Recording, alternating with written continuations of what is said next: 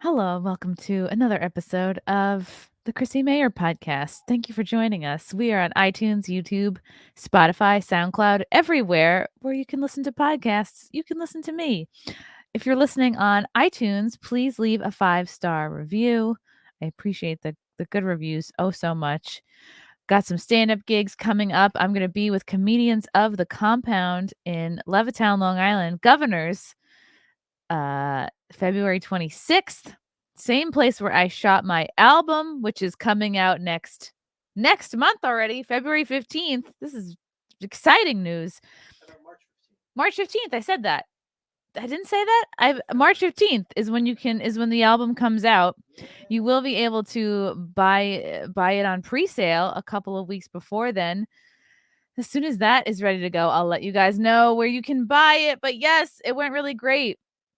It was a good recording. I got very lucky. It was just like a one and done thing. So I'm very proud of it. It will be called Live from January 6th. It's going to be fun. Then I'll be heading to Savannah, Georgia to do the Wormhole March 19th. Then Tampa, Florida, March 20th to do Side Splitters. And then Comedians of the Compound will be in Atlantic City, April 22nd and 23rd. Excited to do funnies for you guys. Quick shout out to our sponsor.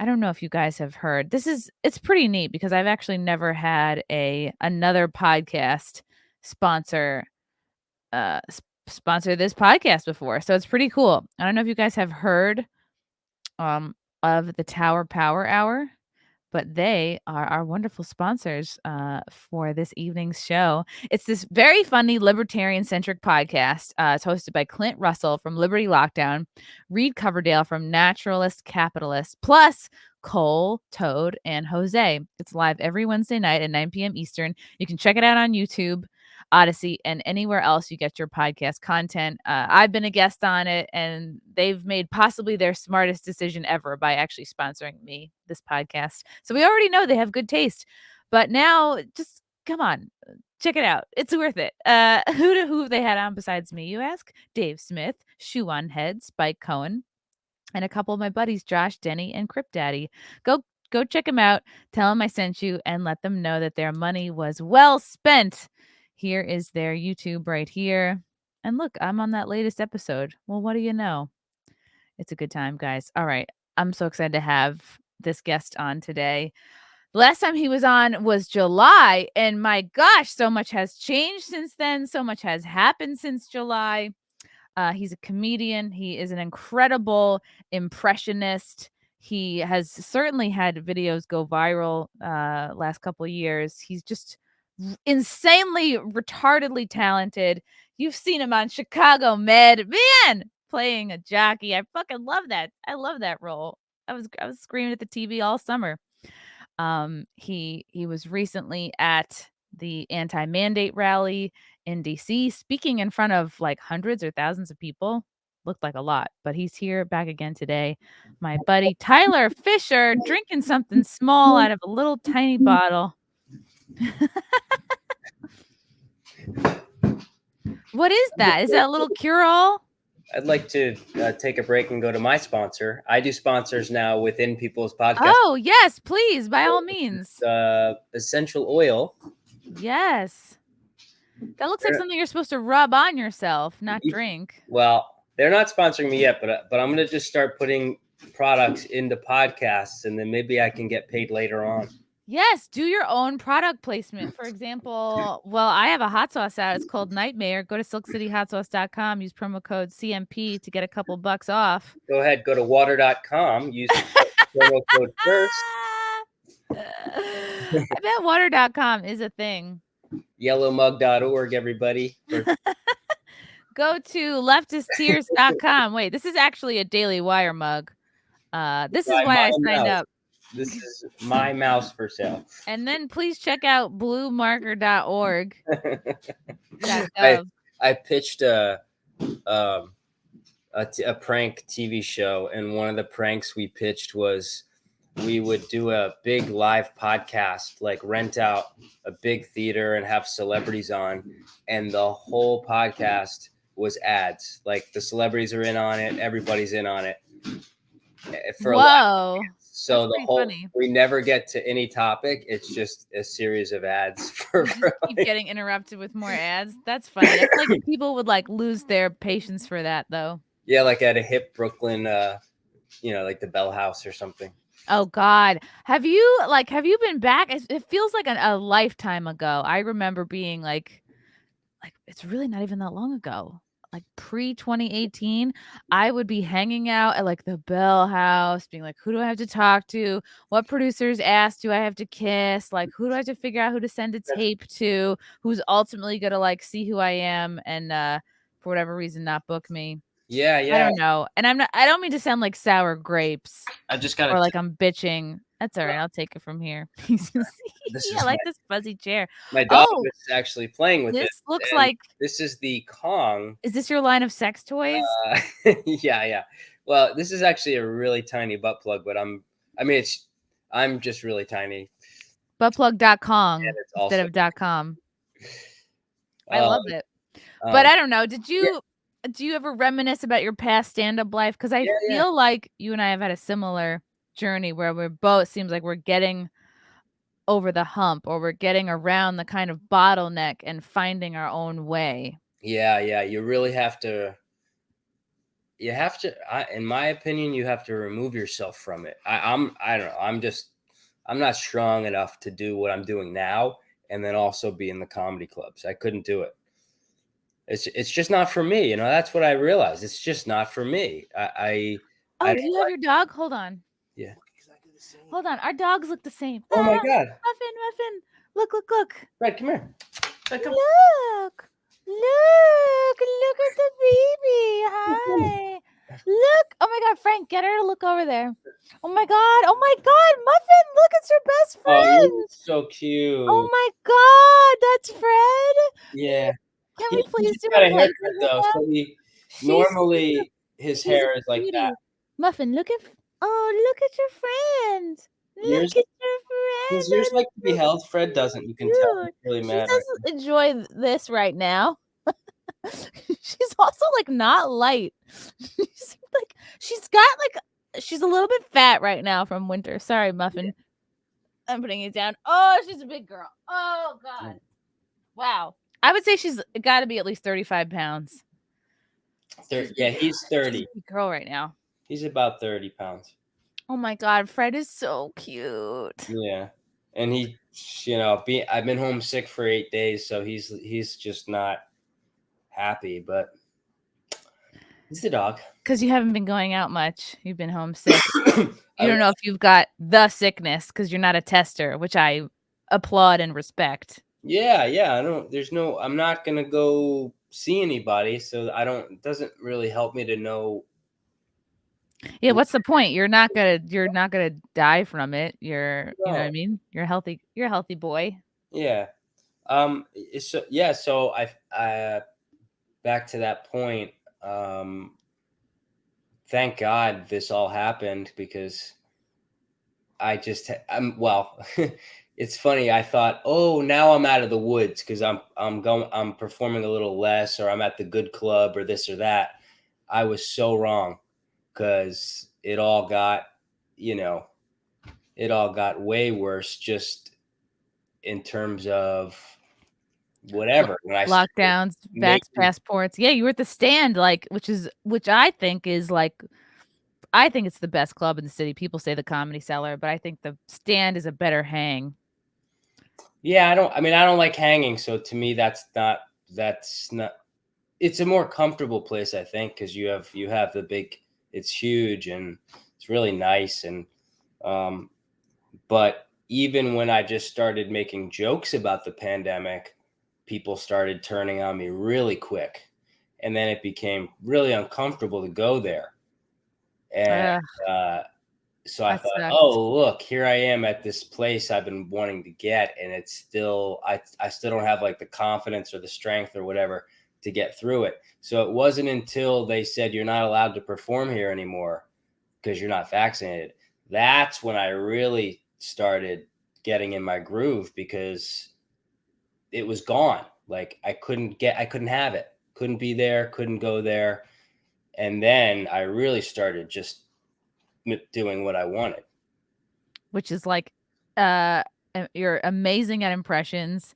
Your Fauci impression is amazing. You've also just done tons of videos just about what's going on. Like, it's funny. It's like we joke, but it's also very close to reality. I'm gonna pull up your YouTube channel, which is crushing it. By the way, you've got 128K subs. Pretty amazing. Did you get your little silver No, I didn't get button? that. Wow. I don't know how you get that. What the fuck, YouTube? Yeah, it's supposed to send it to you when you hit 100K. Oh, well, yeah, maybe I have to give him my address or something. That's Um, weird. Okay. yeah, I mean, all that happened in 4 months, really. That growth. Wow. Yeah, and you got your Dr. Fauci's been crushing it. Was he the first impression that kind of, I guess, blew up for you or got you a lot of attention? In general? Yeah. No, I've done so many. The Bill Burr, Oh, yeah. You did that on the last episode. Oh, that was so fun. And he didn't like it. He didn't like that you were doing well, such a good impression of him. yeah, I think he's just self-conscious, but yeah, maybe I can do it a little better because I'm sick. He's kind of got he sounds like he's always got a bit of a cold, He's all fucking stuffed up and shit. I don't A know. little pissed off too. A little pissed off. Yeah, a little congested. So yeah, that one went viral. I had a bunch of Owen Wilson and Jim Carrey, a bunch of them, but the Fauci, everyone's home, everybody's so angry, and nobody's challenging this guy. So that one hit not on purpose. I didn't know people weren't going to make fun of him, but it Right, you would became, expect SNL to pick up some of the slack on this, and, like, no, they just haven't. yeah. So that I just kind of, the timing was right, and after that one went viral, then it's been like a steady. It's been insane. Yeah, it's been awesome. And then, you were putting all these impressions on your Instagram, on all your social media platforms, as a good comedian does, you just put it all out everywhere you can, and then you get a call from who about what? Oh, my pediatrician about No! You about gotta the, stop coming in, you gotta go to an adult doctor now. you should have told me what you were asking. We didn't really know until you started growing that beard, and then we're like, "Oh, shit, he's a grown man." We can't let him keep coming here. My brothers and I, we went until we were, I think 21. They let us go to the pediatrician because we were still in the height range. I think I was going to my pediatrician longer than I was technically supposed to, but I think it might have been, like, I don't know, I just didn't have a regular doctor for a while. Yeah, I was like, why are we still going? And then we found out our pediatrician was a closeted gay guy having an affair with a guy, like, for our whole childhood. Wow. Which doesn't mean he's like a pedophile. I'm not. My dad's gay, and but I do remember him kind of being a little like, Hello. yeah. Oof. There was something off. I always remember. He could have diddled me. I don't remember, but But look at you now, you're crushing it. yeah. I definitely don't look like a guy who's gone through something. I love it. Um, So, when did you start? So anyway, you get out of nowhere, you get booked on Gina Carano's new film, Terror on the Prairie. What was that like? What month was it when you got tapped for that? that was the end of September. It was like the last week in September. The producer sent me a DM and he was like, my wife sent me your stuff. I love it. He just kept sharing it. And I just thought he was a fan. So I was getting like thousands of messages. I couldn't really Wow. distinguish what from what, Yeah, but you don't know who anybody is. It's like you just go through and they're all in your kind of spam box, and sometimes I go through them to see if it's something interesting, but yeah, or a yeah. business thing or something. So yes, it was the producer of that film. And he goes, "This is going to sound crazy. Do you want to audition for the new Gina Carano film?" And I had just heard of Gina because the woke scared me away. So now I'm looking for new points of view. And I was watching Ben Shapiro, which I never would have imagined That's what like I want to always make sure people understand is like I was a CNN addict. I was like Wow. totally brainwashed. So I don't even get mad when people. I'm getting a lot of hate. I'm sure you've gotten it before, but like comedians are coming after me, just like out of nowhere. You know? You're kind of freshly turning over to me. I think, like, I know it's been brewing for a while, especially when your agent was telling you, "Sorry, we can't book white guys anymore." But I think in a lot of comics' minds who, like, maybe knew you as more of a liberal comic, to them, they're seeing, "Wow, he's really, like, turned over, or he's turned to, like, the fucking dark side," whatever they think about you. Yeah. So to them, you I don't know if you seem like a turncoat or you seem inauthentic to them, and you're like, "I'm just trying to fucking work, like, I'm just trying to survive and thrive here." Yeah, that's why you have to separate it because they weren't my friends. If they were my Nope. friends, they would have understood this has been brewing in me for It's years. revealed, like, You who know? these people really are, which is, like, incredibly superficial, out for themselves, Y- incredibly selfish, like, Yeah, a guy I started with, who I was always really nice with, just tweeted at me and he just wrote, "Nobody respects you."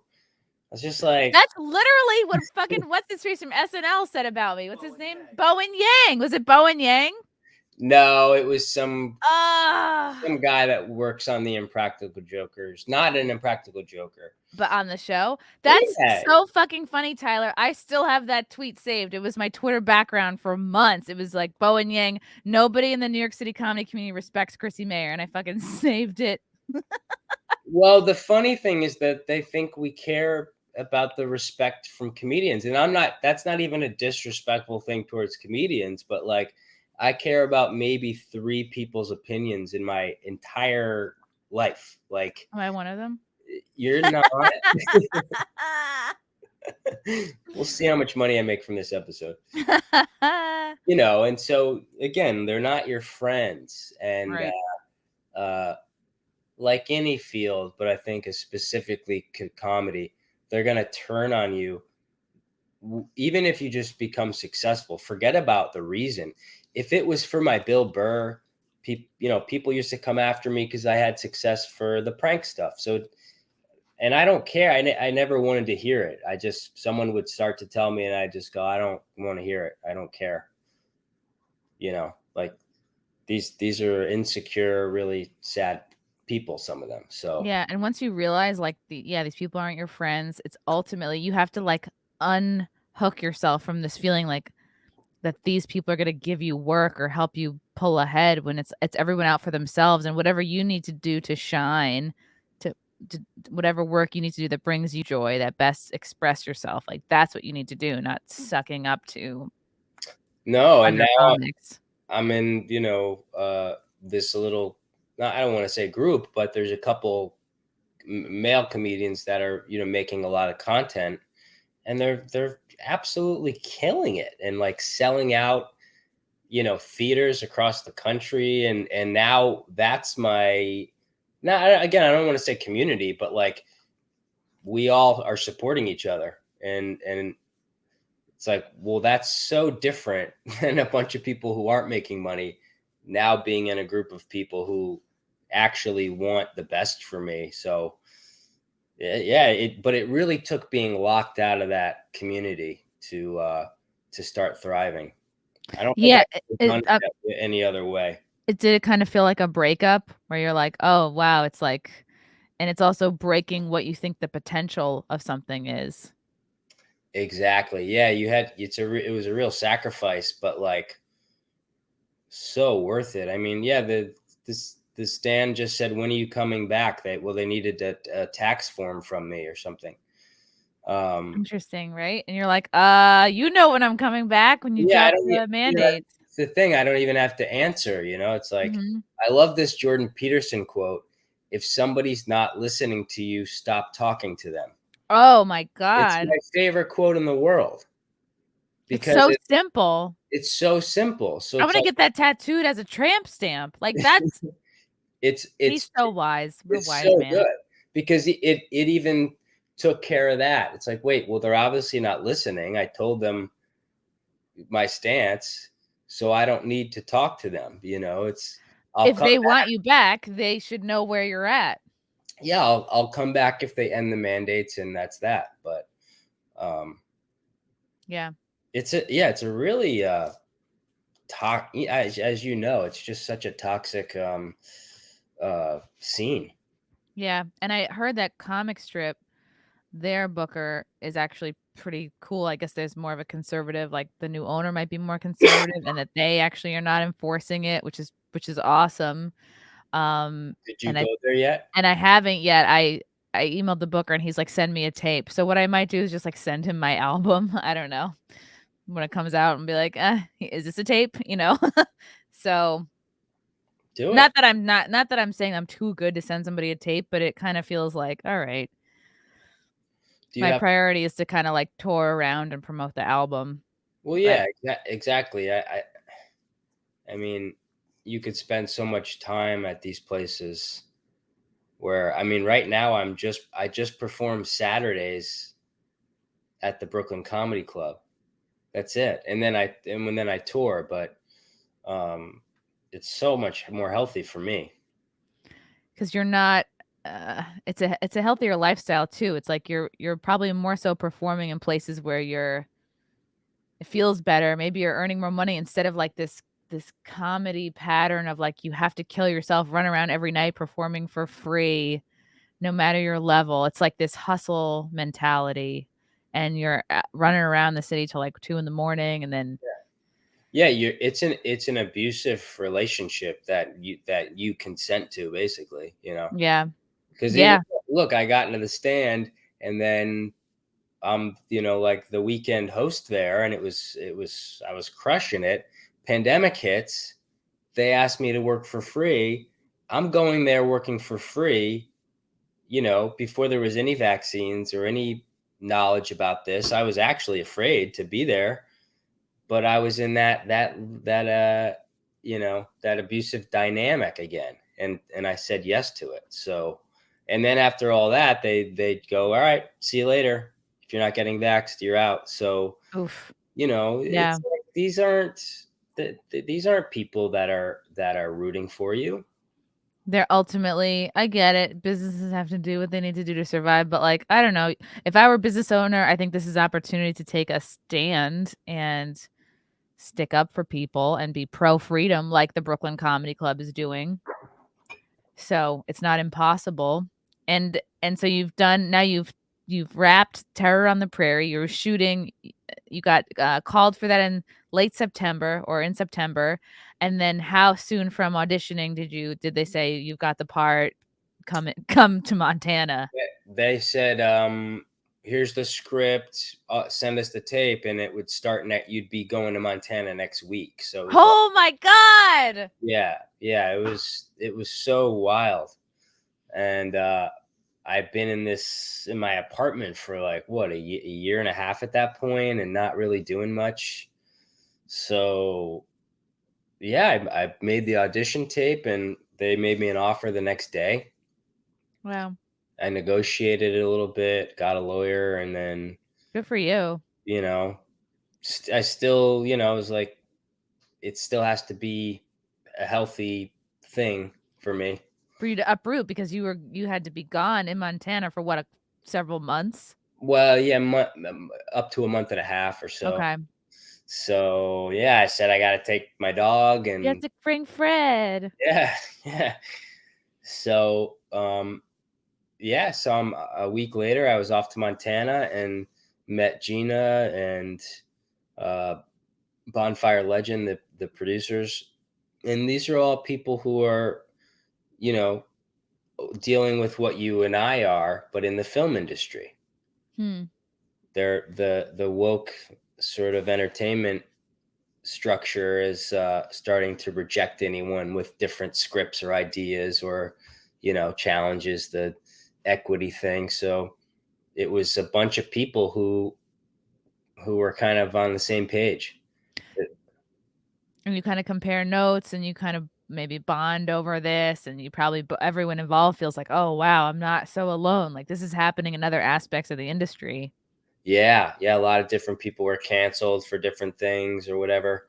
Gina especially fired from Star Wars. So yeah, like me and her were able to like bond and support each other over that. Hers was obvious, there were different experiences, but so that was that. Yeah, started to do horse and gun training. It's like a suspenseful wild western film that takes place after the Civil War. So it was, yeah, not a comedy at all. It's Hmm. like um So your character is not it's your character is totally serious. yeah, I mean, they wanted me to bring myself into it, so I improvised a lot, and they let me improvise an entire scene in the movie, actually. So Oh, they wow. they locked me in a barn. What? Yeah, I'd gotten shot, and I'm drunk, and our horses were stolen, and they said go improvise the whole scene. So Wow. that, they trusted us to do what we do best. And yeah, it was crazy, so fun. How did you improvise? Like, I don't know if you wanna spoil it, but that's really neat. That's really neat that they just, like, let you have some creative freedom there. Yeah, the director would pull me aside and go, yeah, maybe, come up with a song. And so I looked up a Civil War song and then sort of half improvised it. And Oh, wow. I had a you say that, Fred? Get down. I had a Aw, Fred. there was a real fire made and all sorts of props and stuff. So just like we do on stage, it was stand up is a great training ground for that type of thing. Yeah. That's awesome, and it's so timely. Like, you kind of formed this bond with Gina. I don't know if she went into detail about, like, what happened, but most people know by now, Gina was fired from The Mandalorian for tweeting something out. I don't even remember exactly, like, what her tweet was about, but did it in I think maybe it involved the Holocaust, and she was immediately fired, Yeah, 'cause it's Disney. She was immediately fired from the show. yeah, it was. Feminists came after her. She had, like, no support. She was basically kinda blackballed from Hollywood. Yeah, And now we have this week, Whoopi Goldberg says something kinda off color about the Holocaust. Like, I guess she's probably I think she was lumping, like, Jews and white people all in one group, basically trying to be like, you know, "Black people are the ultimate victim. You guys are just it's that's white on exactly. white crime." Like, I'm summarizing it, but, I think that's exactly what she was saying, and that's the problem with this with this identity politics thing, is that they could only think through one lens. And that's, I mean, she didn't say it explicitly, but I think you hit the nail on the head. Was like, if it's not a white on black thing, it's not real racism, and it's not about race unless it's black and white. And it she's really, like, must boiling it down to skin color. exactly. Um, And then Gina tweets this out, 2 weeks to slow the double standards. Everyone's like, "Oh, shit," because The View is owned by ABC, which is owned by Disney, oh, and Gina just oh, yeah, she wrote that about she Whoopi. wrote that about Whoopi Goldberg. She tweeted this Uh, out this morning, oh, that's and great. a lot of people, ran with it. And right, Disney owns ABC, ABC owns The View, and just basically pointing out, like, she said something kind of about the, Holocaust that, like, I don't remember exactly what it was, but Whoopi, then I think Whoopi's was actually worse. I mean, that's my opinion, but yeah, I think Gina just all along has been kind of not bending to woke culture. I know she got into hot water when she had her pronouns listed as, like, beep, boop, blop. I don't know if they, like, made her list her pronouns, and that was her way of kind of yeah, they dealing with did. it. They did, yeah. So Whoopi gets a slap on the wrist, basically. She's getting a 2-week suspension from The View. She's not getting fired like Gina Carano was. Um, and I think it's great that she's pointing out the double standard. And then Gina went on to tweet, this was just an hour ago. I want to send blessings and love to the Jewish community. When I was being smeared, canceled, and misunderstood, it was a Jewish man, Ben Shapiro, who reached out and asked if I'd like to talk about it. Maybe Whoopi Goldberg could talk to Ben. Conversation over cancellation, which is like, what a great message. And she's not taking this opportunity really to shit on her personally. She pointed out the double standard. and she's not wishing for her cancellation. But I think it's great that Whoopi is kind of, I mean, we say it all the time, the left can't help but eat their own. So, Yeah, that's the thing. They're creating these unreasonable standards. They can't live by them, and then when they're out in the open, the majority of people aren't. They don't tolerate them. So this Whoopi thing's a perfect example of critical race theory, where it leads. You know, that's people who don't understand what critical race theory is. This is one of the results. yeah. You know.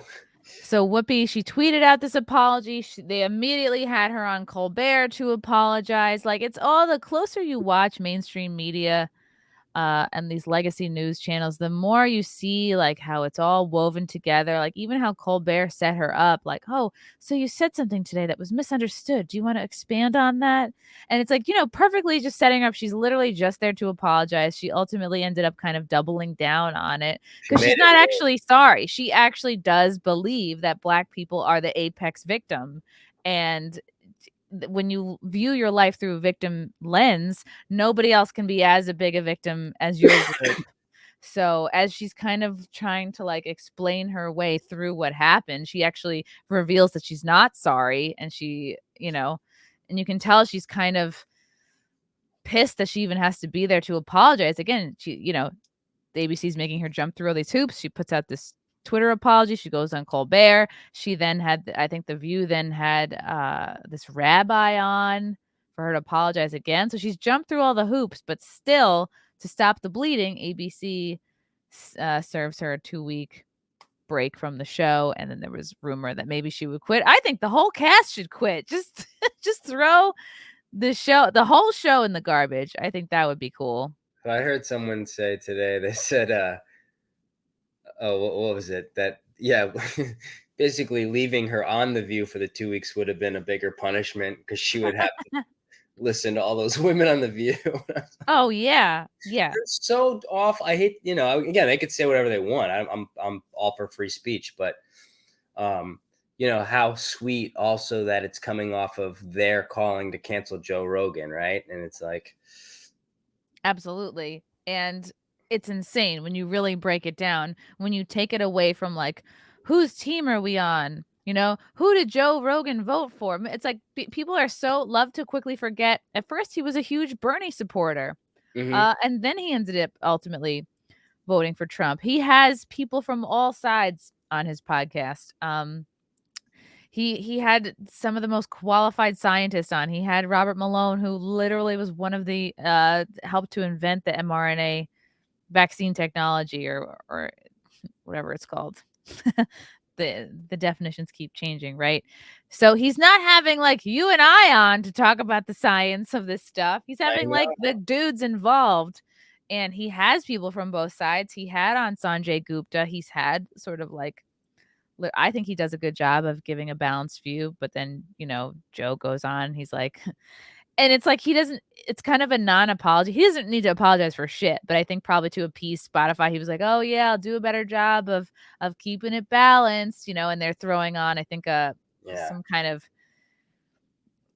bare minimum of a COVID warning. I mean, well, it's easy for me to say. I don't think he should have said either of those things.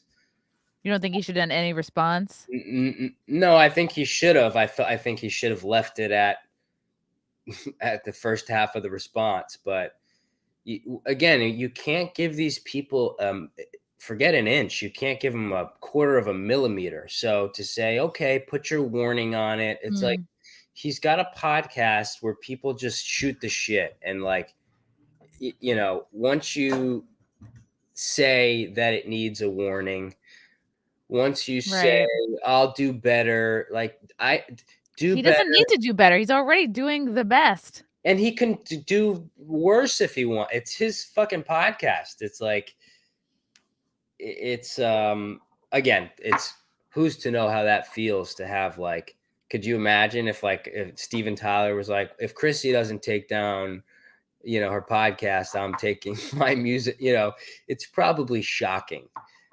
So I guess with that said, he handled it all right. But as you know, you can't give him anything. You Was can't. that what it was? Steven Tyler threatened to. No, Neil Young took his music. Oh, Neil Young. Well, yeah, he was a dusty boomer. I don't know. I was never a Neil Young fan, but I think he assumed many people were gonna have his back. A couple people. It's been like Joni Mitchell and Elvira, and I think uh one of Trump's exes, right? What's her last? Somebody Trump. What a group. Like, I'm gonna take my podcast off. I'm gonna take my songs off. And it's like you make more from podcasting on the back end, plus the data from podcasting is more valuable Right. than the data from songs. Also, like with every time you play a song, you gotta play the record pay the record label, whereas podcasting, sure you pay more up front, but you make more later. I mean, I don't think he'll change anything ultimately. So Right. I don't think so either. It doesn't look like. I think they see how valuable he is, and Spotify wanted to get him for a reason because they wanted to exclusively, host him, something that Apple doesn't exclusively host anybody's podcast. So what they're doing is really unique, and they've just invested so much into their podcasting. I think they bought a couple of years ago, they bought a couple of like smaller I don't know if they were podcasting platforms, but you can see by the moves that they've made that podcasting is their priority. So they're not going to get rid of Rogan. no, he'll be fine. But yeah, I think what Gina said was not, it just wasn't. It wasn't. I don't know. It's whatever people took it as, but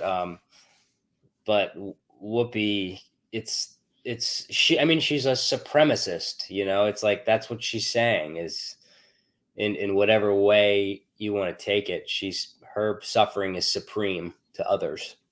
Oh yeah, there's like clear supremacy there. Which is like it's hard to see her as any kind of suffering when she's got to be a millionaire. Whoopi Goldberg, like she's got to be doing pretty good.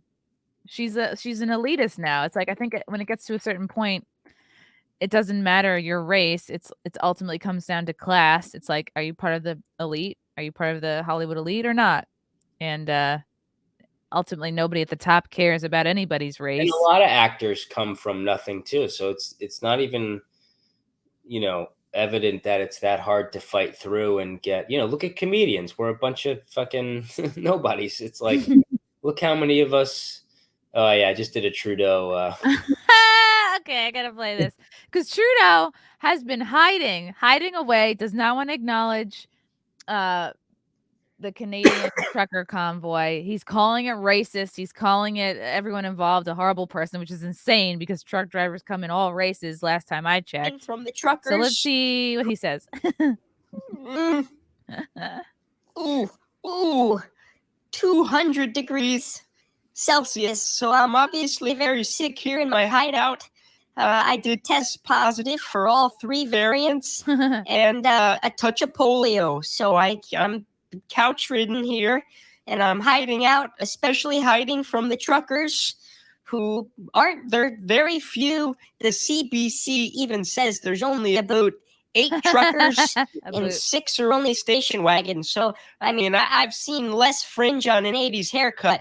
So I got to be safe because they're racist, homophobic, transphobic, and they hate kittens and children. And so I have to be safe. Hey, Justin, want to take some shots? What? No. We're taking shots. No, it's my nurse. So, okay, so I'll be here for the next 4 or 5 months, eh? Oh. That's great. It's about all I had the strength to do today. Oh, right, because you are feeling ill. Yeah. I was like, I could barely sit at the computer, but I was like, if I can get this video out, then I'll feel good. Oh yeah, the Auschwitz Memorial tweeted at Whoopi Goldberg. I like that. My God, really? Okay, so this is the Auschwitz Memorial. It's high stakes when the Auschwitz Museum's getting involved. Yeah. At Whoopi Goldberg, Holocaust, the Destruction of European Jews, a 7-chapter online course about the history of the Holocaust. Links to all chapters in the tweet below. Oh my God. And this is from Nuremberg. This is where the Nuremberg Code comes from, I guess. A chart presenting a pseudoscientific division of people into races, forming a basis for the racial policies of Nazi Germany. According to this chart, the only racially pure people are those who have 4 German grandparents. Wow. The 4 white circles in the first column on the left, German citizens. God, this is interesting. German citizens with 3 or 4 Jewish ancestors, first and second column on the right, were Jews. The second and third column from the left represent Mischling, which is mixed blood categories, depending on the number of Jewish ancestors they had. Wow. Not about race. And then, damn, I wonder if Whoopi responded. Probably not. And then you tweet, for reference, she thinks the Holocaust was a bunch of white folks being mean to some other white folks. Exactly. She's just mad that disturbing historical event wasn't about her, which is kind of sick and twisted. I know, but it's like, you're good at judging people's body language and stuff. You're a comedian, but like, when you're listening to somebody, you know what it's about, Mm-hmm. Underneath. Yeah. And it just seemed that like this superiority thing, which is what they're creating. Yeah. Which is, you know what, just in time for Whoopi's celebrating, try to celebrate Black History Month, I guess. But yeah, this is a hot take right here. Straight up, you're calling her a racist. I agree. She, she's deranged. She's a deranged person. And you know who this hurts the most, Tyler? You know whose shine has been White stolen? comedians. Not only white comedians, but absolutely Groundhog's Day, which I don't think anyone has talked about in all of this. I watched it. New Jersey's weather predictor, Milltown Mel, dies just before Groundhog's Day. I thought it was all Puxatawny Phil. I didn't know about a Milltown Mel. Milltown Mel. He died before, I guess this is a Jersey groundhog. He died before his big day. We Wranglers are sad to report Milltown Mel recently crossed over the Rainbow Bridge. He killed himself from all the lockdowns in Jersey, I think. He was depressed. It wasn't immediately clear when the local celebrity died. Oh my God, they don't even know when he died. But the what are we just laying there? The borough's annual Groundhog Day ceremony, scheduled for Wednesday, has been axed this year as a result. Oh my goodness, who's gonna fill his little shoes? Look at him, like Simba. All this will be yours one day. It's so. Have you ever watched it? Groundhog's Day, yeah. This was the first time I think I've ever watched the ceremony. It was so odd. It was kind of cool though. It is odd. So did you know if he saw his shadow or not? They said 6 more weeks of winter. Mm. So I don't know what that means. And probably 6 more months of mandates. More than that. When do you think, if ever, like it's not evident that they're ever going to end Any of it, right? I would say, I was talking about this with Frank the other day. Like we were standing somewhere in line, not wearing masks like we do, and then of course everybody else was wearing them, and I was thinking, I bet we're gonna see people in masks well through the end of 2023, like probably 2024. I think forever. Forever. Yeah. Woo. Some. Absolutely. Yeah. Absolutely. It's crazy. Like if that many people are wearing them outside in Brooklyn, right, outdoors. I'm in a primarily Black neighborhood, and almost everybody has them on outside.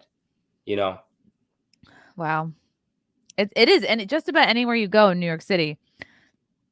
Like I always look to see who else is not wearing one other than myself, and it's like maybe a couple of people. Like the whole day I'm walking around in New York City. Like I ride the train Metro North without a mask. It's gotten to the point where the conductor is a little bit cooler. He says, "Do you have a mask?" I say, "Yes," but then he doesn't make me put it on. He just walks away and clicks everybody else's ticket. So I'm like, "Hey, that works out. Like I have one. You're not making me put it on. We're square," because they don't want their job to be the mask police. Come on, nobody wants to do that. Exactly. Yeah. I know it's all trickled down. You can't get mad at a lot of people are really mad at the restaurants and stuff, but they're in a tough position. Even at the Brooklyn Comedy Club, they ask people for their vaccine cards. but it's just so they don't get in Oh, trouble. wow. You know, it's just so they don't. That if you They're don't just have kinda them, going through the motions, right? Because because they and don't like. people get upset if you don't ask to see their Vax See, cards. that's the thing. It's like it's easy for me to go. I was like, why are you doing this? But yeah, people might get mad. They might take pictures, report them. You know, and it's like that's not an easy Yeah. position to be in. Yeah, But it's I tough. I think the truckers are going to do one in the U.S. Yeah, I've been hearing that. And haven't we been hearing whisperings about this for, like, I feel like at least 6 months now? People are like, supply chain, like, store up, get your beans, get your lentils, hoard your food."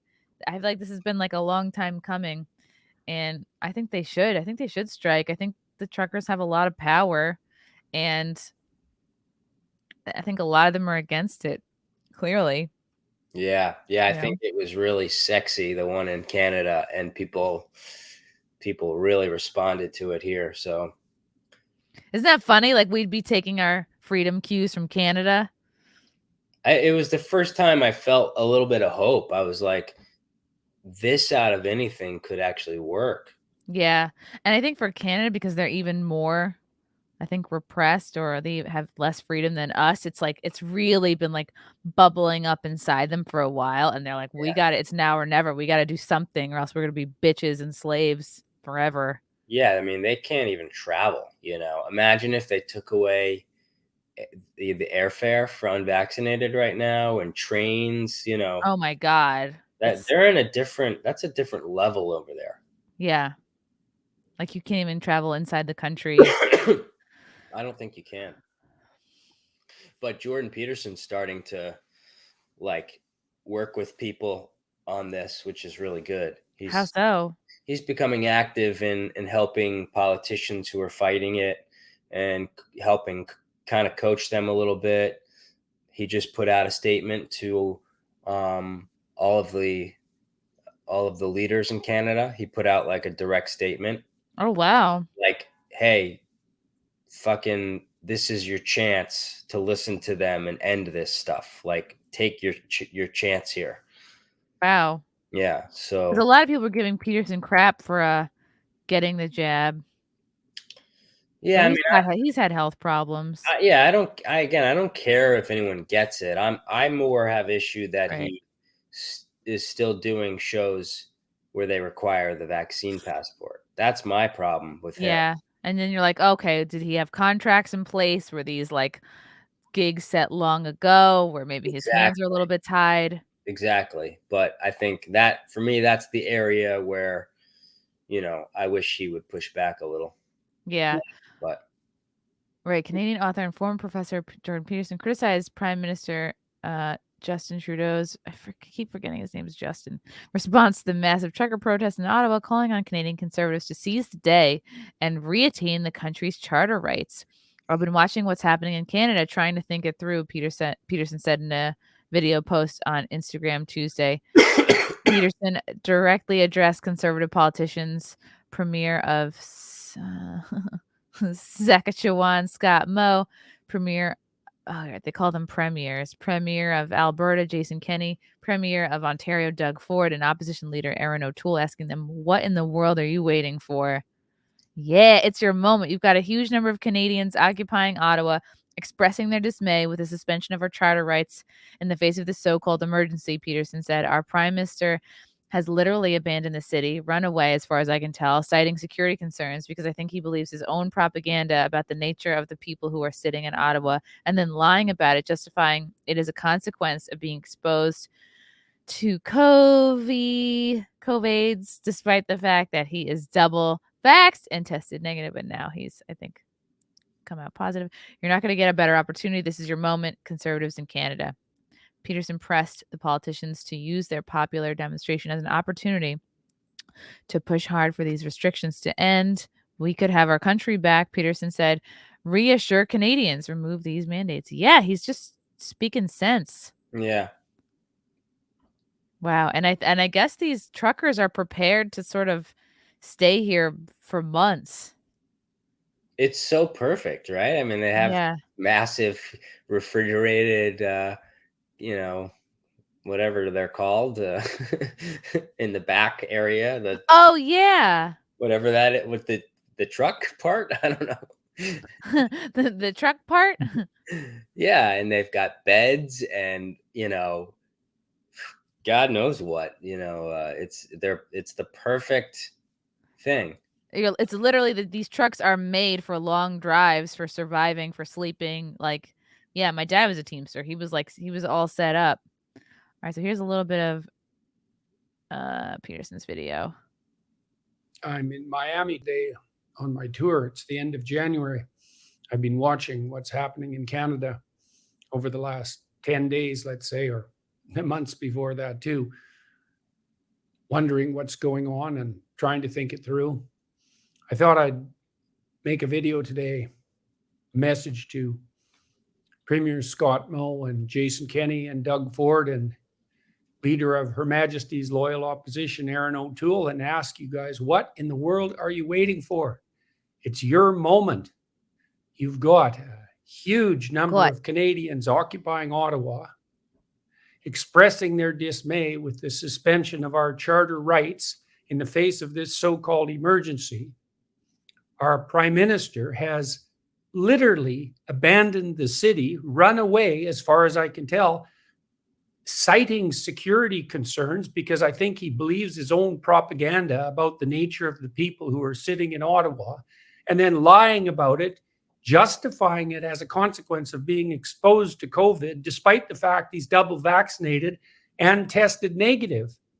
You're not going to get a better opportunity. This is your moment, Conservatives in Canada. You could come out and say to the population, say to the people who are desperate to hear this, that we can have our lives return to normal and that there's still some danger, but that we've got this with competent leadership and care. We could return our lives to what they should be. We could have our country back. We could move forward into the future in a normal manner. So, gentlemen, Premier Scott Moe, Jason Kenney, Doug Ford, you're good men. Erin O'Toole, you're the leader of the opposition. Man, even the NDP leader came out and said that the truckers were essentially a bunch of white supremacists for all intents and purposes. The opposition, your opposition, our government is in disarray. And the people are doing everything they can to make their wants known. Guys, reassure Canadians. Remove these mandates that are crippling our businesses and interfering with our private lives and stopping us from being able to travel. Seize the day. Nice. Yeah. You did a pretty good impression of him. That was, of course, Whoopie Goldberg there. I love your Jordan Peterson in college video that I have to play now. Serpent is. Okay, here is a ad. That's also me in the ad there. Last night at a sorority party, this like pretty close. Comically beautiful girl takes me back to her dorm room to sleep with me, and it's like she didn't even clean her room. It's like, no, it's like, I'm not having sex with you in a bloody dirty room. It's like, if the room is dirty, what else in your life is dirty? And the answer is everything. It's like, you warned about this. I'd rather sit in my room and read Gulag Archipelago, and I will. Funny is I actually I was so sick the other day, like, when you're that sick and you're like, how sick were you? I don't even want to fucking live anymore. Oh no. No, just like briefly, so I listened to the Gulag Archipelago for 10 hours straight. Like an audiobook? Yeah. Because I thought if I listened to like the most horrific, events in history, I'll feel a little, like I shouldn't be a little better. Like you can make it through. Yeah. Did it help? It did. Yeah. Because these people, I mean, look, they're like, are you familiar with the Gulag Archipelago? No. So this guy, I'm going to say his name wrong, Solzhenitsyn. He I don't know a whole lot about him, but he wrote a book while in the communist slave labor camps, Wow. which happened in the Soviet Union, which was like the result of socialism and all that shit that Wow. people love. And tens of millions of people died. It's like, you know, it was comparable, if not worse, than what happened at the Holocaust, or at least Be not careful. The view's gonna not worse. suspend you.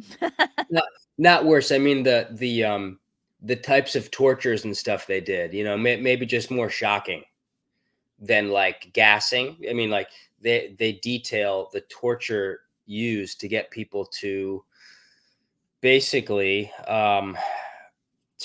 confess to crimes they didn't do. Wow, It's that's like, serious gaslighting. That's like serious right. manipulation. And it'd be like, hey, Chris, give up 30 of your closest friends. Tell me that they, you know, betrayed the government. And then you would know that either your family or your friends would be brought in and tortured like you. So Holy cow. a lot of these people refused to confess while being tortured in ways that, like, it's almost unbearable to listen to the book. Wow. The methods of torture. And so you get to Wow. hear how people were able to stand up to it. You can't understand it. Old women, literally, that were like, you know, had their spines broken and nails ripped off, Whoa. and you know, hung in like a fucking straitjacket Gallow thing, yeah. for like 2 weeks without food. And I didn't even survive that. yeah, so but it's like these people wouldn't give up their human rights, you know? They're So probably like, you know what, we're gonna die anyway. We're not gonna go out as assholes, or we're not gonna go out ratting out our friends. right. So it's worth listening to also understand what people are doing right now and where it can lead if they don't. It's like you understand what we're fighting for by reading the book. And Wow. you're fighting to prevent like inevitable human atrocity. And when you listen to a guy like Trudeau or Biden, or you know, you know that they, if they were given the chance, would push this. Like, I had a little bit of a nightmare today thinking about Trudeau, you know, doing something just atrocious to these protesters because he thinks that they're the scum of the earth, you know? It's literally the same mentality that Right. allowed these horrible events in history to take place. Like, you don't think Trudeau would go have all of them murdered if he could? Of course he would. So you start to Wow. go, man, it's so important that people fight for this stuff. Yeah, and it's not it could get there kind of quickly. It's like we already have people in every country, like, happy to rat out their neighbor, happy to it's like, okay, we laugh at the mask Karens, but it can get worse real quick. Yeah, exactly. Exactly. So, yeah, it's a Sounds like a lot fun read. I'll have to add it to my reading list. Maybe I'll read it on the beach this summer just so people can see me and I'll be like, "Oh, this just a summer read." It's just a summer read. Yeah, you should read it. I mean, it just happened, you know. This stuff just happened in the Let's see. It's 1940s, you know.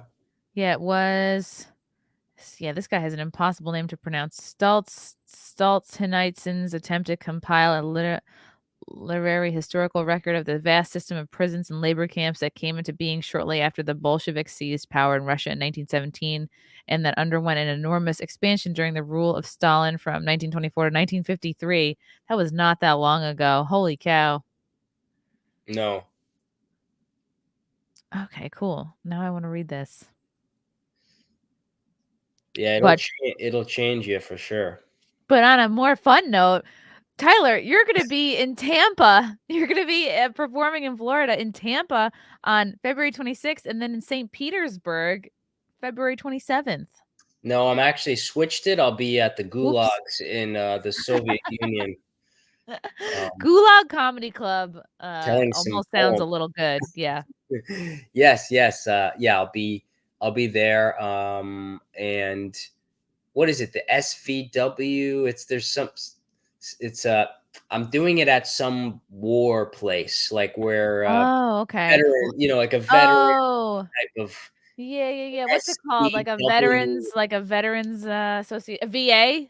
Yeah, something like that. Yeah. Yeah. So it's one of those kind of like low ceiling kind of Sounds places where like a veterans great hang place for out. comedy. Yeah. Yeah, Sounds it is. gritty. Sounds good. Yeah, so I'll post that on my website, tylerfischer.com, and I'll put a link to that. But I'll do an hour. It'll be a lot of fun. Oh my God, that sounds great. Yeah, plenty of Florida people that would love to see you. I can't wait. Many listeners in Florida. So that's great. And I will be there the month after on February 20th. So have you done Side Splitters before? I have. I've done their club. This might be in a different theater of theirs, which I think is close by. I'm gonna do a couple super chats. Alex Stein. Wow, thanks, Alex. I'm restreaming this to my channel. I hope you don't make and Tyler is a beast. Oh, we had a joke before because he was restreaming me interviewing him, but he had the stream on his own channel. And I was trying to explain to him why that's bad form. He's like, I don't get it. And I think he was a little bit maybe exploiting a loophole. Well, it sounds like you just paid himself off quite. Yeah, that might have been what that was about. Yeah, what loophole? Dorgo the White, the Canucks in the trucks are mainly out of fucks. That's great. That sounds like a Dr. Seuss rhyme. It's a good rhyme. It's a good rhyme. The Physicality channel, phonetic, soul, Solzhenitsyn. Solzhenitsyn. He grew up in the USSR. See, there's somebody in the chat that knows everything. The USSR. I only think of USSR from Street Fighter. Did you ever play Street Fighter? One of the fighters was from the USSR. It's like USSR, and that's all I can think about. It's a weird sort of. The only thing I know from Street Fighter is Hadouken. Yeah. Oh man. Tyler, feel better. Thank you. Yeah, I couldn't really bring the heat today, but we let Jordan Peterson take over. No, it was good. Even I'll take a tepid Tyler over a hot somebody else. Yeah, this is usually my disposition, though. I don't think people realize that. I went on a date with someone recently, and she goes, "You have really depressed energy." You're like, I'm a comedian. What do you think? Yeah, I was like, well, that's fucking insulting. Wow. You're like, what do you expect? You want me to spin plates for you? Did you expect this whole date to just be like impression after impression? Yeah, like, am I here to be a clown for you? SNL audition? Yeah. You didn't get my tape? Wow, that's gay. Yeah. Are you taking vitamin D, C, all the things? Echinacea, quercetin, zinc? Yeah, taking all those, and I was told by a doctor today to up all those a little bit. Up it. There's never a thing called too much of any of those things because your body just passes it out. It's yeah. But I wasn't willing to give up coffee, which was not good, but that's just not something I'm willing to give up. So yeah, it's hard. And you know what? Like, you don't need to be sick and going through caffeine withdrawals at the same time because you can get really bad caffeine headaches. So I think that's a good decision. Yeah. So you'll be there in March. I'll just miss you, darn. Yeah. Oh no. But then you're going to Texas soon, right? I'm gonna do a run in Texas too. Yeah. I need an assistant, really. Tell me your dates. I want to try to get you on You Are Here if possible. Is that in Houston? No, it's in Dallas. Oh, it's in Dallas. Okay. Yes. Yeah. I'll send me your dates. I gotta get those dates. Yeah. I need a Frank. You need a Frank. Oh, Frank, you want to work? Frank, come over to me. I pay him more. He's like, I'll suck your dick more too. Dude, I'll pay him way more. What do you need help with, Tyler? Just like I can't keep up. Do you mean scheduling, like gig scheduling, or do you mean like booking guests or? Yeah, all of it. Really. Anything. Yeah, it's too much. I mean, I'm grateful for it, but I can't. I need a manager and a booking agent, it sounds like.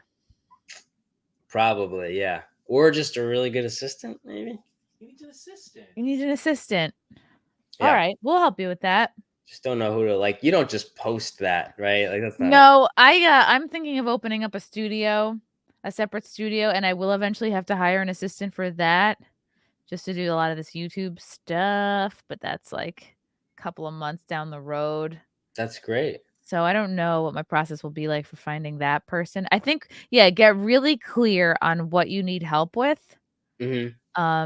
And then just start reaching out to people. Hey, do you know anybody who does XYZ? Like I remember the Quartering, who is a huge YouTuber, was like, hey, I'm looking for somebody to help me book guests. And he just tweeted it out. And I'm sure he got a ton of offers. So yeah, step one, just figure out, like write down the tasks you really need help with. Even someone just like CC'd on all my emails just so they, you know, So nothing slips. Yeah. A handler. Yeah, that's yeah, maybe a public post. And then have an email address for people to send kind of. Okay. Yeah, maybe you could make a separate Gmail for people to send inquiries. Because I'm sure there's people who would love to help you, especially people who are like for the cause, you know, who are speaking the same languages as you. Definitely. Yeah. Yeah, I would say definitely. I would say create an email for that. Yeah, that's a good idea. Where's your people studio? would love to help you. It's gonna be in Westchester, probably out of a. Is that where you are right now? House, yeah. Are you gonna stay? I can't move right now. Gotta stay till Frank's son turns 18, which feels like 7 years from now. But I'll